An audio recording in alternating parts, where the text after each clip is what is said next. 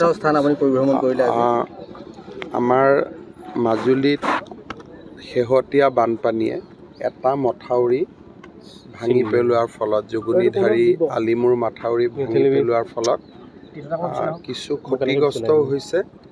আৰু বিশেষকৈ ইয়াত আউনীআটী সত্ৰখন যিহেতু সমীপতে আছে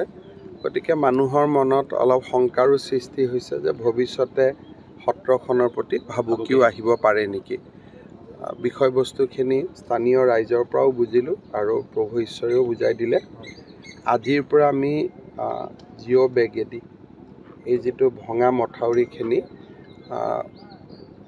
যেনে তেনে মাৰিবৰ কাৰণে চেষ্টা কৰিছোঁ যদি নতুনকৈ ব্ৰহ্মপুত্ৰত পানী নহয় তেতিয়াহ'লে আমি ভাবোঁ 4-5 দিনৰ ভিতৰত মথাউৰিত ভাঙা অংশটো আমি মেৰামতি কৰি পেলাব পাৰিম তেতিয়া মানুহৰ যাতায়াত আদিৰ সুবিধা হ'ব কিন্তু এটা যিহেতু ভৱিষ্যত দৃষ্টিৰ পৰা এটা কথা আহিছে যে যোগনীধাৰীলৈকে ব্ৰহ্মপুত্ৰৰ খুঁটি এটা ওলাই আহিছে খুঁটিটোক যদি আমি ডাইভাৰ্ট নকৰোঁ ভৱিষ্যতে এই মথাউৰিটোৰ ওপৰত আৰু এনেকুৱা আক্ৰমণ হোৱাৰ সম্ভাৱনা আছে মই জলসম্পদ মন্ত্ৰী কালিও তেওঁ আহিছিল আজিও মই লগত লৈ আহিছোঁ বিষয়বস্তুটো আমি চাইছোঁ আৰু যি ধৰণে পাৰোঁ আমি ৰাইজক সহায় কৰাৰ বাবে আমি চেষ্টা কৰিম ছাৰ যিকেইটা পৰিয়ালৰ ঘৰ জাহ গ'ল নদীত তেওঁলোকক যিমানখিনি পাৰোঁ চৰকাৰে সহায় ইতিমধ্যে কৰিছে আৰু কিবা কৰিব লাগে বিধায়ক মহোদয়ে চাই দিব আমি আছোঁৱেই যি কৰিব লাগে প্ৰথমতে মথাউৰিটো মাৰি দিলে পানীখিনি ওলাই গ'লে তেওঁলোকে ঘৰ বাৰী বনোৱাৰ কথা চিন্তা কৰিব পাৰিব গতিকে প্ৰথম প্ৰায়ৰিটিটো যাতে পানীখিনি আমি উলিয়াই পঠাব পাৰোঁ ছাৰ আপুনি বনগাঁও কঁহালগাঁও মথাউৰি চাই আহিছে তাতো চালোঁ মথাউৰিটোত কিছু জেগাত বইলিং হৈছে বহুত দিন মথাউৰিটো আৰেষ্ট হোৱা নাই গতিকে আমি চেষ্টা কৰিম যে মথাউৰিটোক শক্তিশালী কৰাৰ কাৰণে মই এটা এষ্টিমেট এটা বনাব দিম যদি এবাৰ ষ্ট্ৰেংথেনিং কৰিব পাৰোঁ মথাউৰিটো এনেই মথাউৰিটো ভালে আছে কিন্তু কিছু কিছু বিক্ষিপ্ত জেগাত এইবাৰ বইলিং হৈছে গতিকে আমি মথাউৰিটো এবাৰ আৰেষ্ট কৰিব লাগিব গতিকে বাজেট আদি বনাই চাওঁ কি খৰচ আহে কি খৰচ নাহে কেবিনেটত কেইবাটা গুৰুত্বপূৰ্ণ সিদ্ধান্ত লৈছে খুব ৰাইজৰ কাৰণে পজিটিভ সিদ্ধান্ত বুলি ৰাইজে কৈছে আজিৰ পৰা ইয়াতে আমাৰ মন্ত্ৰী জয়ন্ত মল্ল বৰুৱাও 3 দিন থাকিব আৰু যি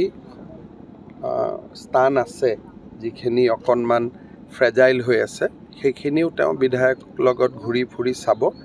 আৰু যিমানখিনি আমি সহায় কৰিব লাগে আমি কৰিম বন্ধ কৰাৰ কথাটো ৰাইজে কৈ আছে এইটো প্ৰভু ঈশ্বৰৰ এটা পৰামৰ্শ গতিকে মই ক'লোৱে যে IIT গুৱাহাটীক দেখুৱাই পেলাই কি কৰিব পাৰোঁ আমি চাব লাগিব কাৰণ কেতিয়াবা নদীত কিবা এটা কাম কৰিলে একজেক্ট জেগাটোত প্ৰটেকশ্যন হয় কিন্তু আগত গৈ মাৰি দিয়ে সেইকাৰণে অলপ বিশেষজ্ঞক দেখুৱাই পেলাই কামটো তেখেতৰ পৰামৰ্শটো আমি বিচাৰ কৰিমেই কিন্তু বিশেষজ্ঞক দি কামটো কৰিলে তেতিয়াহ'লে আমাৰ চবৰে এটা সাহস থাকে যে অমুকে চাই দিছে গতিকে কৰিলে অসুবিধা নহয় ছাৰ ইয়াৰ কাষতে ভকত চাপৰি আছে তাতো ৰাইজ ৰৈ আছে আপোনাক ক'বলৈ যথেষ্ট গৰাখহনীয়া হৈছে মই লগ পাই ল'ম আপুনি ছাৰ বানপানীৰ কি ব্যৱস্থা গ্ৰহণ কৰিছে এতিয়া ৰাজ্যত বানপানীৰ পৰিস্থিতি আজিৰ পৰা যথেষ্ট খাম কাটিছে গতিকে মই ভাবোঁ যে কালি বা পৰহিৰ পৰা এনেও বৰাক উপত্যকাক বাদ দিলে হাইলাকান্দি আৰু কৰিমগঞ্জ জিলাক বাদ দিলে ব্ৰহ্মপুত্ৰ উপত্যকাত বানপানী বহুতখিনি খাম কাটিছে নতুনকৈ বৰষুণ নহ'লে 2 বা 3 দিনৰ ভিতৰত মানুহখিনি নিজ নিজ ঘৰত যাব পাৰিব গতিকে আজিৰ দিনটোত কোনো নিগেটিভ নিউজ নাই আজিৰ দিনটোত পজিটিভে নিউজ অলপ ৰ'দো দিছে বৰষুণো কমিছে গতিকে অৰুণাচল বা উজনিত যদি আৰু বৰষুণ নহয় অন্ততঃ 6-7-10 দিন তেতিয়াহ'লে মই ভাবোঁ যে যিটো ছেকেণ্ড ৱেভ আছিলে ছেকেণ্ড ৱেভটোৰ পৰা আমি পৰিত্ৰাণ পাম কিন্তু ব্ৰহ্মপুত্ৰ বা আমাৰ বানপানী যিটো অভিজ্ঞতা তাৰ পৰা আমি এটা বুজোঁ যে জুলাইত এটা তৃতীয় ৱেভ আহে আৰু ছেপ্টেম্বৰত এটা চতুৰ্থ ৱেভো আহে গতিকে প্ৰথমটো হৈ গ'ল দ্বিতীয়টো হৈ গ'ল এতিয়া তৃতীয় আৰু চতুৰ্থ ৱেভৰ কাৰণেও আমি নিজক সাজু কৰি ৰাখিব লাগিব কিন্তু এইবাৰ মই গোটেইখিনি জেগাতে ঘূৰিলোঁ মানুহে ৰিলিফ বা সহায় সাহায্য যি পাব লাগে পাইছে আৰু আমি DC সকলোকো কৈছোঁ যে আপোনালোকে লিবাৰেল হৈ মানুহখিনি যেটো দুৰ্যোগত আছে সহায় কৰি গৈ থাকে 10-15 বছৰ আগতে দেখিছিলোঁ যে যেতিয়া মথাউৰি ছিগে এতিয়া মথাউৰি চিগা খৰালিলৈ ৰৈ থাকে যে তেতিয়া মথাউৰি বনাব এতিয়া কিন্তু কালি মন্ত্ৰীগৰাকী আহিছে জলসম্পদ মন্ত্ৰী আজি কাম আৰম্ভ হৈছে কলিয়াবৰৰ হাতীমূৰাই হওক বা মাজুলীত জুগুনিধাৰীতে হওক আমাৰ চেষ্টাটো হ'ল যে খৰালিলৈকে আমি ৰখিম যদি তাক আৰু মথাউৰিটো ষ্ট্ৰেংথেন কৰিব লাগে কিন্তু প্ৰথম আৰু দ্বিতীয় ৱেভৰ মাজত আমি যিখিনি সময় পাওঁ বা দ্বিতীয় আৰু তৃতীয় ৱেভৰ মাজত যিখিনি সময় পাওঁ তাৰ যদি আমি সদব্যৱহাৰ কৰোঁ তেতিয়াহ'লে মানুহক বহুত সহায় কৰিব পাৰোঁ নহ'লে জুলাইত যেতিয়া ব্ৰহ্মপুত্ৰখন উফন্দ দিব মথাউৰিটো খোলা হৈ থাকিলে ইয়াত আৰু পানী সোমাই যাব আগতে হয় কি এবাৰ মথাউৰি ভাঙিলে গোটেই বছৰটো তাত পানী সোমায় এতিয়া আমি চেষ্টা কৰিছোঁ যাতে মথাউৰিটো ভাঙিলেও প্ৰথম ৱেভত ভাঙিলে যাতে দ্বিতীয় ৱেভত তাত পানী নোসোমায় দ্বিতীয় ৱেভত ভাঙিলে যাতে তৃতীয় ৱেভত পানী নোসোমায় নহ'লে যদি চাৰিওটা ৱেভতে পানী সোমাব লাগে তেতিয়াহ'লে মানুহৰ অবৰ্ণনীয় কষ্ট হয় সেইকাৰণে আজিকালি আমি ৱাটাৰ ৰিচোৰ্চ ডিপাৰ্টমেণ্টক এটা বিত্তীয় ক্ষমতা দি থৈছোঁ যে এনেকুৱা ঘটনা হ'লে তেওঁলোকে যাতে লগে লগে জিঅ'বেগ পাৰি মথাউৰিটো অন্ততঃ মাৰি দিব চেষ্টা কৰে আৰু তৃতীয় ৱেভৰ পৰা যাতে আমি বাচিব পাৰোঁ কিন্তু বানপানী হোৱাৰ পিছত গোটেই মথাউৰিটো এবাৰ চাব লাগিব কাৰণ কেতিয়াবা অকল ভাঙি যোৱা অংশত কাম কৰিলে মথাউৰিটো বাচি নাথাকে আগৰ পৰা পিছলৈ ডাঙৰ এৰিয়া এটা কৰিব লাগে সেইখিনি আমি বানপানীৰ পিছত আমি সেই বিষয়ে আমি চিন্তা কৰিম স্যাৰ শিবিৰখিনিৰ কাৰণে যিখিনি বহু লোক আছে তেওঁলোকৰ স্বাস্থ্যৰ আমি স্বাস্থ্য বিভাগ পশু চিকিৎসা বিভাগ PHC গোটেইবিলাক ডিপাৰ্টমেণ্টে একেলগে কাম কৰিছে আপোনালোকে মানুহক সুধিলেও গম পাব যে যিটো আগে পিছে বানপানী হ'লে মানুহৰ যিমান কষ্ট হয় সিমান কষ্ট এবাৰ নাপাব যেন মোৰ ধাৰণা অলপ আপুনি বগীবিল হৈ যিটো মথাউৰি আহিলে সেইটো মথাউৰিটোৰ মাজত আমি দেখা পাইছোঁ যে মথাউৰিটো একেবাৰে খাৰা ইয়াৰ যিটো শ্লোপিং হয় কাষলৈ যিটো মাটি যাব লাগে আপুনি দেখিব এতিয়া গ'লে আপুনি যিটো বগীবিল হৈ যিটো আহিলে তাৰ যিটো আধুনিকতাৰে বনোৱা হৈছে এটা সাংঘাতিক শ্লোপিং আছে বহল আছে তললৈ পিৰামিডৰ দৰে বনাইছে এই মথাউৰিটোত আমি যিদিনা ভাগিছে ৰাতি আহিছোঁ একেবাৰে খাৰা এই গোটেই মথাউৰি সেই মথাউৰিটো নতুনকৈ বনোৱা মথাউৰি আৰু এতিয়াও তাত ADB-য়ে পুঁজি দিছে নতুনকৈ বনোৱা পুৰণি মথাউৰিবিলাক পুৰণি টেকন'লজিত বনোৱা হৈছে নতুন মথাউৰিবিলাক নতুন টেকন'লজিত বনোৱা হৈছে এতিয়া মাজুলীত নতুনকৈ যিবিলাক মথাউৰি বনোৱা হৈছে সেইটো নতুন টেকন'লজিতে বনোৱা হয় প্ৰত্যেক 10-15 বছৰ মূৰে মূৰে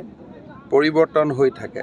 কিন্তু সেইবুলি মাতমৰাৰ মথাউৰিটো মানুহে ভয় খাই আছে যে ভাঙি যাব বুলি গতিকে